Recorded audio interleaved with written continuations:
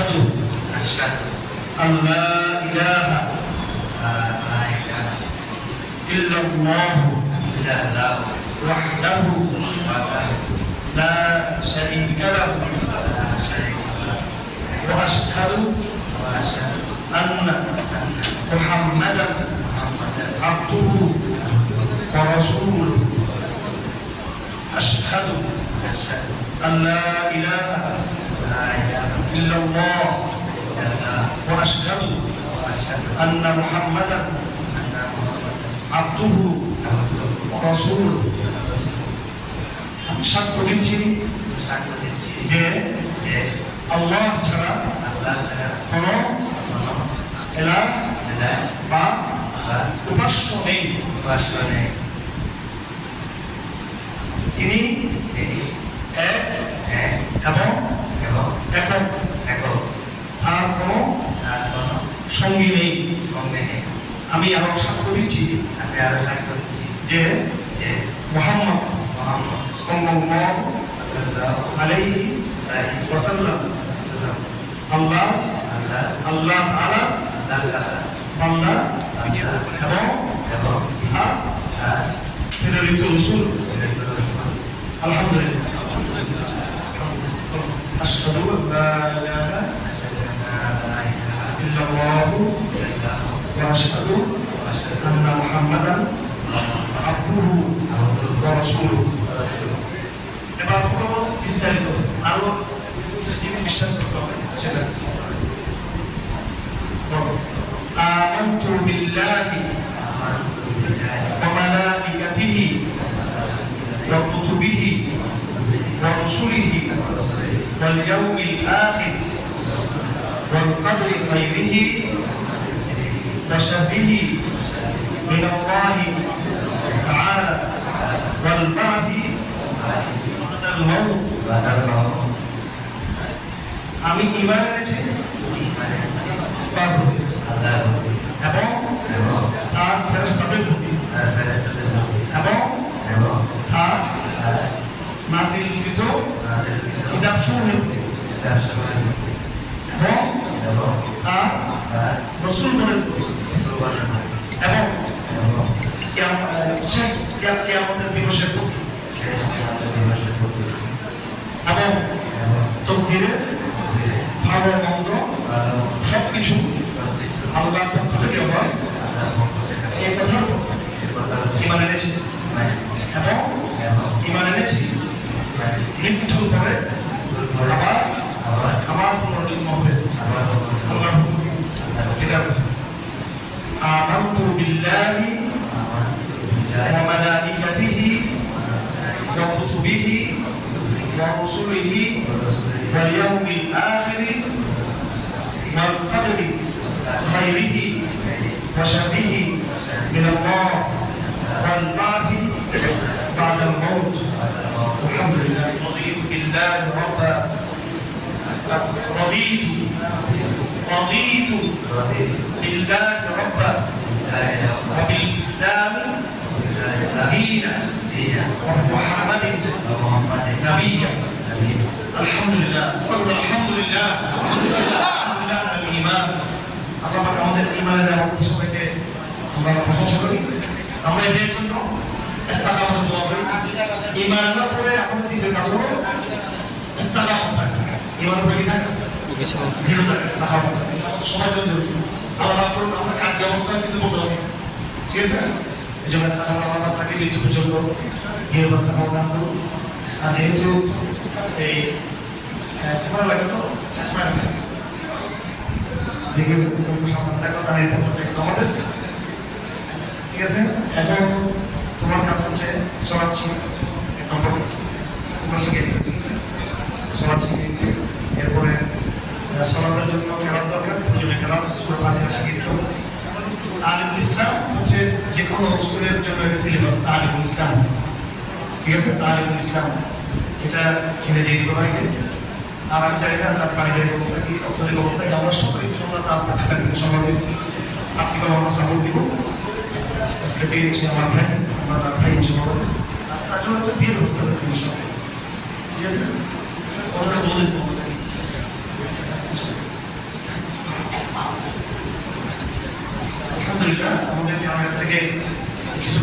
চলে গেছে আমাদের নাম ভাই তাওসিফ, আপনারা সকলে তাকে ছিলেন। আচ্ছা বসে চলে আসেন একটু আছে কেন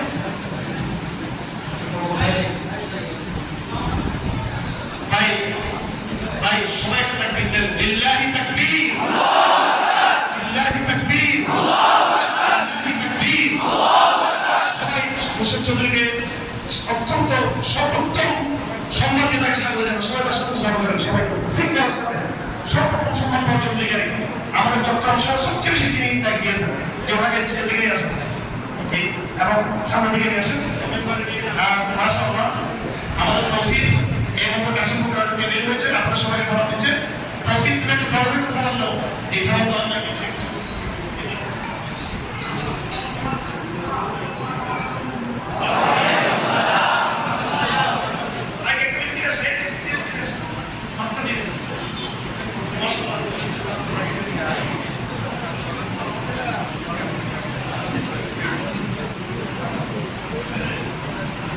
ছিলেন অনেক কষ্ট লেগেছে।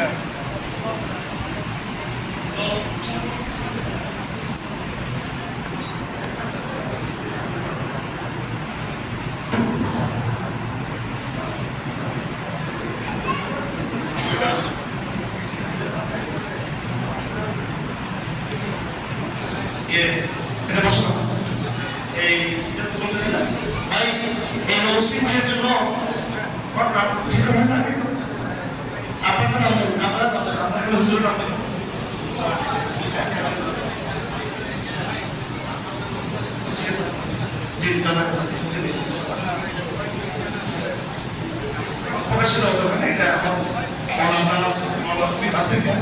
আমাদের সরকার থেকে দেখি একটা সুন্দর নাম প্রস্তাব করবো আপনারা একটা ঠিক আগে মোবাইল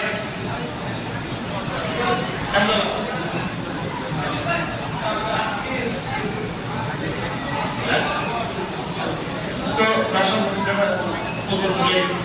হাসিনা বিরুদ্ধে লড়াই করছে ছোট্ট কিছু একই নাম ওসামা কয়েকটা নাম আমার চলে যাচ্ছে ভুলে গেছে। ওসামা হামদানি গেছে, আবু বাইদা ফিলিস্তিন কামাচ্ছেন, আর মুসা ইসলামের ধ্বংস করছে। এটা ফলে ধ্বংস কিছুদিন আগে মুসা আবু বাইদা ওসামা তিনটা মধ্যে প্রোগ্রাম শুরু। হ্যাঁ আচ্ছা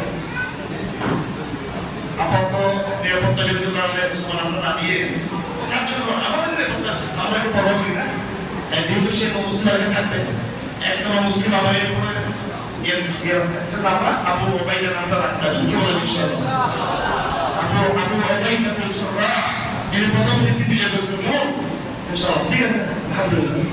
আর ভাইকে যদি তোমরা এক নাম করতে চাও সম্মান করতে চান আমরা আসলে প্রতিদিন মানুষকে সাহায্য করি। এই যে কোনো ফেসবুকে আমার ঠিক নেই আমাদের কিছু কিছু লিডাররা পেজ এটা ঠিক আমরা কি ড্রাইভার একটা কবিতা তো করা থাকে ঠিক আছে। তো আমরা তাকে সম্মান করতে চাই না আমাদের কিছু কাজ আছে আপনারা আপনাকে সবাই ঠিক আছে। তো আমাদের প্রশ্ন করবো কিছু বলবেন ইনশাআল্লাহ। আমাদের বিশেষ চৌধুরী আপনি 5 মিনিট একটা অনুভূতি আপনি শুরু করতে পারবেন।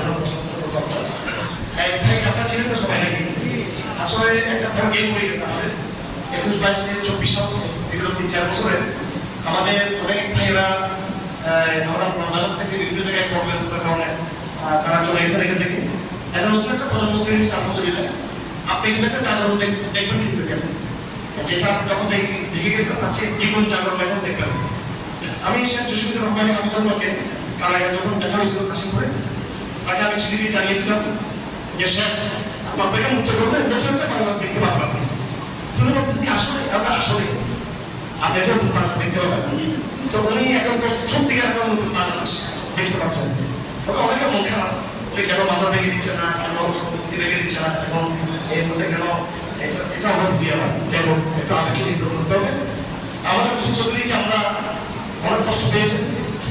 আসলে হয়তো বের হওয়ার কথা সবার আগে আমার যে মামলার যে জুডিশিয়াল আমাদের যে লিগেল উইংয়ের তাদের মধ্যে উনি 1 নম্বর ছিল, কিন্তু এখন আপনার ভাইটা একবার শেষ পর্যন্ত একদম উপস্থিত আমার সমস্যা হলো আমাদের ধর্ম নিয়ে বিষয়টা আমার প্রতিটা ক্ষেত্রে ক্ষেত্রে বাধা তৈরি হয়েছে ভাই।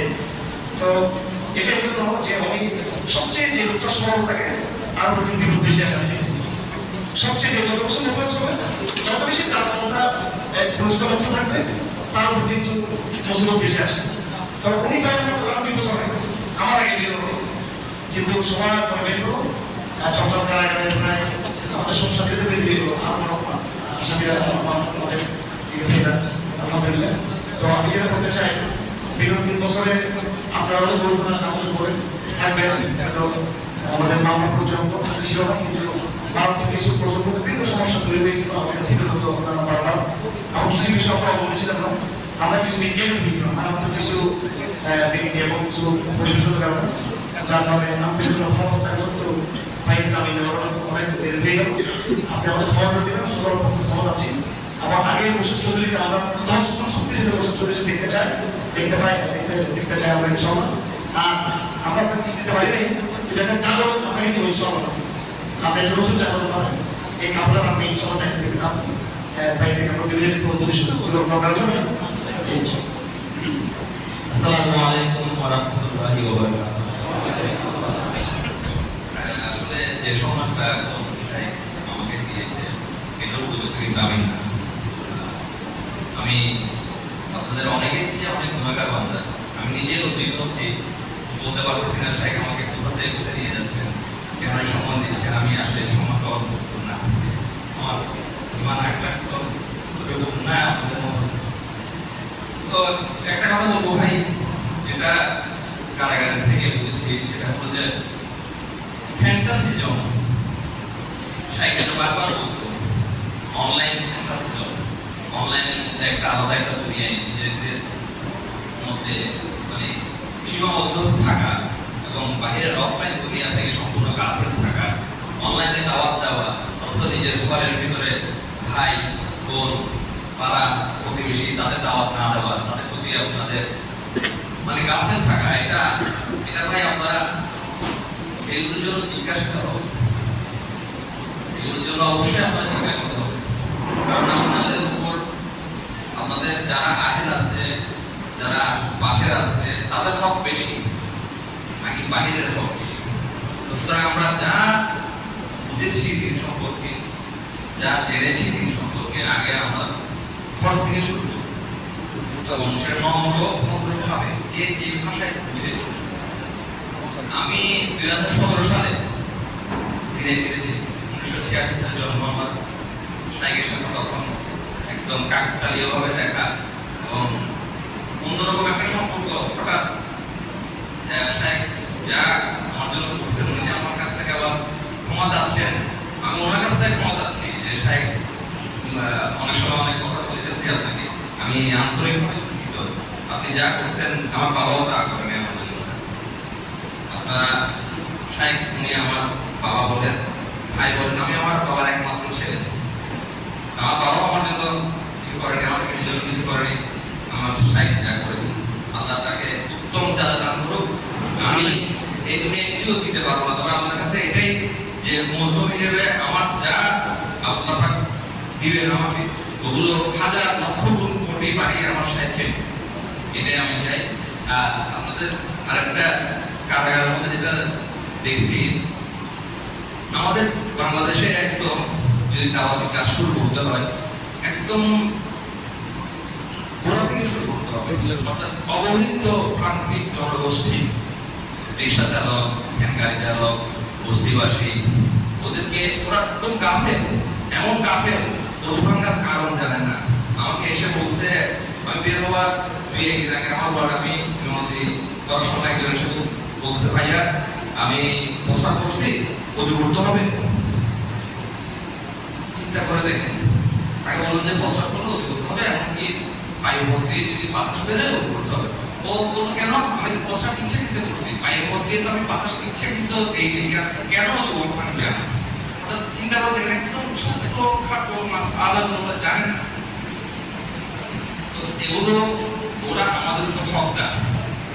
আমরা আমাদের আশেপাশে এদেরকে ভুলে না যাই, তাদের যারা প্রান্তিক জনগোষ্ঠী এবং বাংলাদেশের বেশিরভাগ মানুষই প্রান্তিক জনগোষ্ঠী। আর তোমার একটা বিশাল অংশ তরুণ মুসলিম ভাই আমাদের কাফের ওখানে লাগাই করে যাচ্ছে, আপনার চুরি করে যাচ্ছে, মারা করে যাচ্ছে, অনেক শক্তিশালী। বারবার ওদেরকে দিয়ে চিন্তা করলাম যে এই শক্তিশালী মুসলিমই আর মুসলিম, কিন্তু ওদেরকে যদি আমরা আসলে মুসলিম হিসেবে নিয়ে আসতে পারি, অনেক বড় একটা কাফেলা, বিশাল একটা কাফেলা তৈরি হবে। তো আমরা এখন থেকে ওদের জন্য মেহনত করার কিছু আমি দাবি অনুরোধ যেটাই বলি, আমাদেরকে দেখবেন একদম প্রান্তিক জনগোষ্ঠী, এদের দিনে আনতে দিনে খায়, কিন্তু ওদের লেখাপড়া তরবিয়ত কিছুই নেই। এদের জন্য যদি কিছু করা যায়, সাহিত্য অনুরোধ করবো এই সেক্টরটা যাতে আরেকটু শক্তভাবে থাকে, আন্তরিকতার সাথে, যাতে আরেকটা এখানে মাশাআল্লাহ আলহামদুলিল্লাহ এটা হলো যে তরুণ প্রজন্মের যারা এডুকেটেড শ্রেণীর তাদের একটা, যারা নন এডুকেটেড তাদের জন্য যাতে কিছু করা যায় এভাবে। কারণ আমাদের চলে আসবে, আমাদের চলে আসে, আমি দেখেছি আপনি দাওয়াত দিবেন, ইসলামের একটা সৌন্দর্য আছে, একটা মাধুর্য আছে, দেখবেন সে চলে আসছে, দাওয়াত দিচ্ছে, সে চলে আসবে। সমস্যা হচ্ছে দাওয়াতটাই সমস্যা। দাওয়াতের আমার জন্য সময় দিব না, আমাদের ক্ষমা করে দিবেন, আমি যে সম্মানটা পেয়েছি ওই সম্মানের উপযুক্ত না। জাযাকাল্লাহ খাইরান। আসসালামু আলাইকুম ওয়া রাহমাতুল্লাহি ওয়া বারাকাতুহু।